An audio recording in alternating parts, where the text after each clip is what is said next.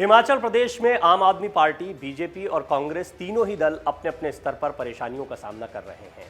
हिमाचल प्रदेश में विधानसभा चुनाव की तारीखों का ऐलान हो चुका है।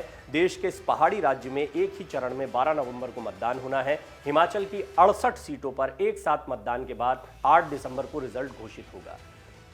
8 दिसंबर को काउंटिंग के साथ ही साफ हो जाएगा कि राज्य में कौन सत्ता हासिल कर पाया है, कौन लोगों का दिल जीत पाया है। ऐसे में लोगों के मन में कई सवाल घूम रहे हैं। सर्द हवाओं वाले इस राज्य में आने वाले सियासी गर्मी के बीच क्या होने जा रहा है? आखिर हिमाचल प्रदेश के चुनाव में फाइट कैसी होने वाली है? 1985 से राज्य में 8 बार विधानसभा के चुनाव हुए हैं, लेकिन एक बार भी किसी पार्टी ने दोबारा सत्ता नहीं पाई है। लेकिन इस बार मुकाबला अलग है, क्योंकि अरविंद केजरीवाल की आम आदमी पार्टी की एंट्री से चुनावी युद्ध त्रिकोणीय होता दिख रहा है।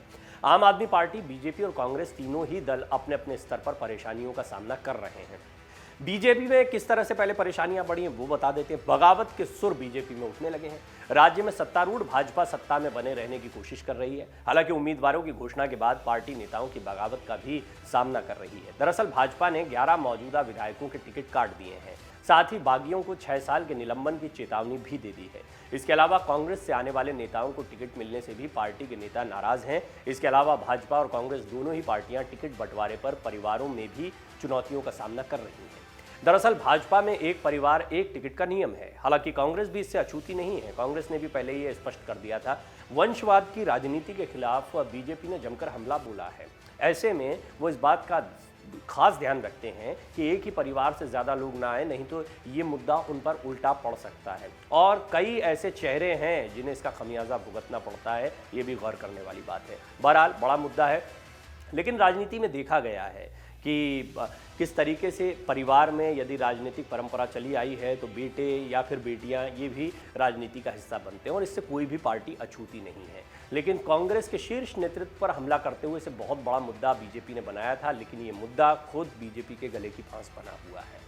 मैं इस पर आपको एक डिटेल रिपोर्ट अलग से भी पेश करूंगा बहुत जल्द, क्योंकि ये एक बहुत बड़ा सवाल खड़ा होता है कि क्या कांग्रेस के खिलाफ ये मुद्दा अब उतना कारगर है जितना पहले दिखाई पड़ा, और पहले कारगर रहा है। आपको याद होगा कि राहुल गांधी को युवराज कहकर बीजेपी ने कई बार संबोधित किया और कई बार गांधी परिवार के ऊपर इसी बात पर हमला किया कि कांग्रेस वंशवाद की राजनीति करती है। बहरहाल ये बीजेपी का संकट हुआ, लेकिन ऐसा नहीं है कि संकट कांग्रेस के साथ नहीं है। कांग्रेस में इस वक्त हिमाचल प्रदेश में नेतृत्व का संकट देखने को मिल रहा है। राज्य के 6 बार के मुख्यमंत्री रहे वीरभद्र सिंह के निधन के बाद कांग्रेस नेतृत्व संकट से जूझ रही है। हालांकि पार्टी ने उनकी पत्नी प्रतिभा सिंह को जिम्मेदारी सौंपी है, लेकिन कहा जा रहा है कि इससे भी पार्टी को खास फायदा नहीं हुआ है। खबर है कि कांग्रेस भी आंतरिक झगड़ों के चलते मुश्किलों का सामना कर रही है। कांग्रेस को कुछ सीटों पर टिकट वितरण में जमकर माथापच्ची तक करनी पड़ रही है। वीरभद्र सिंह के परिवार का आज भी हिमाचल में काफी दबदबा है। यही कारण है कि कांग्रेस ने इस बार प्रतिभा सिंह को, यानी उनकी पत्नी को, कमान सौंप दी है।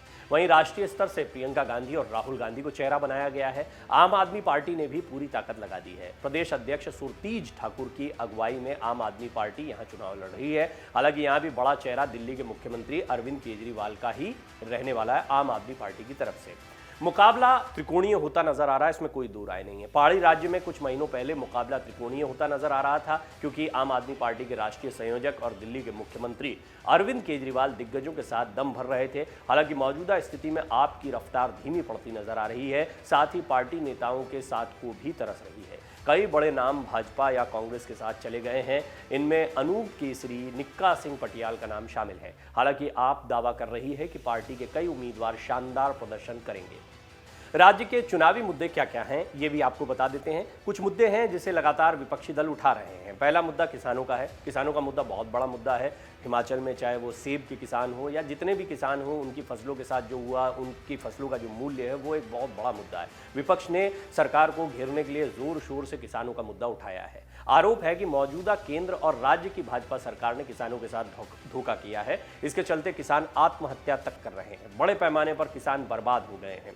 विपक्ष का आरोप है कि सरकार बड़े बड़े उद्योगपतियों का कर्ज माफ कर देती है, लेकिन किसानों का नहीं। इसके अलावा महंगाई, बेरोजगारी का मुद्दा भी दोनों राज्यों में विपक्ष उठा रहा है। कि वही मुद्दे हैं जो भारत जोड़ो यात्रा के दौरान राहुल गांधी भी उठा रहे हैं। दूसरी ओर भाजपा ने विकास के साथ राष्ट्रीय सुरक्षा, आम लोगों की सहूलियत, गरीबों किसानों को मजबूत बनाने के मुद्दे पर चुनावी मैदान में उतरने का फैसला किया है। भाजपा हर जगह अपने विकास कार्यों की गिनती करा रही है। एम्स, आईआईटी जैसे राष्ट्रीय स्तर के संस्थानों को बनाने की बात कह रही है। हाईवे, पुल, अंडरब्रिज ओवरब्रिज, टनल, मेट्रो जैसे अन्य कार्यों को बताकर लोगों से भाजपा के पक्ष में वोट डालने की अपील की जा रही है। पिछले कुछ दिनों में प्रधानमंत्री नरेंद्र मोदी ने कई योजनाओं का उद्घाटन और शिलान्यास भी किया है। अब जानिए कि मौजूदा राजनीतिक स्थिति हिमाचल प्रदेश में क्या है। हिमाचल प्रदेश में कुल 68 विधानसभा सीटें हैं। 2017 में चुनाव के दौरान भाजपा 44 सीटों पर जीत हासिल कर चुकी थी। कांग्रेस को 21, सीपीआई-एम को 1 सीट मिली थी। 2 निर्दलीय प्रत्याशी भी विधायक बने थे, जिन्होंने भाजपा सरकार को समर्थन दे दिया था। बाद में कुछ सदस्यों के निधन के बाद उपचुनाव भी हुए, जिसके बाद सियासी समीकरणों में थोड़ा बदलाव हुआ। अभी भाजपा के 43 विधायक हैं और 2 निर्दलीयों का भी सरकार को समर्थन है। इसके अलावा कांग्रेस के पास 22 और सीपीआई-एम के पास 1 सीट है। भाजपा के जयराम ठाकुर मुख्यमंत्री हैं। पिछले 5 साल में हिमाचल में 3 उपचुनाव हुए हैं। तीनों में सत्ताधारी भाजपा को हार का सामना करना पड़ा है। और इसके बाद में देखिए, एंटी इनकम्बेंसी हिमाचल प्रदेश का सबसे महत्वपूर्ण फैक्टर ये है कि यहाँ पर कोई सरकार रिपीट नहीं कर पाती है। इसलिए कांग्रेस और आम आदमी पार्टी दोनों को यहाँ अपने लिए संभावनाएं दिख रही हैं। महत्वपूर्ण बात यह है कि क्या आम आदमी पार्टी और कांग्रेस आपस में लड़ते दिखाई देंगे, क्योंकि आम आदमी पार्टी और कांग्रेस के वोट अलग नहीं होंगे। एंटी इनकम्बेंसी के वोट या वो वोट जो बीजेपी के खिलाफ जा सकते हैं, वो इन दोनों के वोटर हैं। क्या आपस में ये दोनों वोट बढ़ जाएंगे? आम आदमी पार्टी अपना फायदा करने के बजाय कांग्रेस का नुकसान कर देगी, एक बहुत बड़ी बात है। हमने पहले भी कुछ रिपोर्ट्स में आपको बताया कि यदि 2024 में बीजेपी को कड़ी टक्कर देनी है तो विपक्ष को लामबंद होना पड़ेगा। विपक्षी एकता तभी देखने को मिलेगी जब ममता बनर्जी और अरविंद केजरीवाल जैसे बड़े चेहरे भी खुलकर मैदान में आएंगे। अभी तक नीतीश कुमार, शरद पवार ये सब अपनी स्थिति को स्पष्ट कर चुके हैं, लेकिन अरविंद केजरीवाल अलग अपनी राजनीति कर रहे हैं। उनकी पार्टी ने उन्हें खुद ही प्रधानमंत्री का चेहरा घोषित कर दिया है। बहरहाल इस सबके बीच में कांग्रेस के पास बेरोजगारी, किसानों का मुद्दा है। राहुल गांधी ने भी इन सभी मुद्दों पर जमकर आड़े हाथों लिया है भारतीय जनता पार्टी को, केंद्र सरकार को भी और हिमाचल की राज्य सरकार को भी। अब वो स्टार प्रचारकों की सूची में अव्वल भी हैं, तो देखना होगा कि राहुल गांधी इन मुद्दों को कितने पुरजोर तरीके से हिमाचल में उठाते हैं और बेरोजगारी का मुद्दा हिमाचल के युवाओं को कितना प्रभावित करता है। अगर आप ये वीडियो YouTube पर देख रहे हैं तो हमारे चैनल को सब्सक्राइब करें और बेल आइकन को दबाना ना भूलें। अगर आप Facebook पर ये वीडियो देख रहे हैं तो हमारे पेज को लाइक करें। डाउनलोड करें अमर उजाला ऐप और पाएं खबरें लगातार।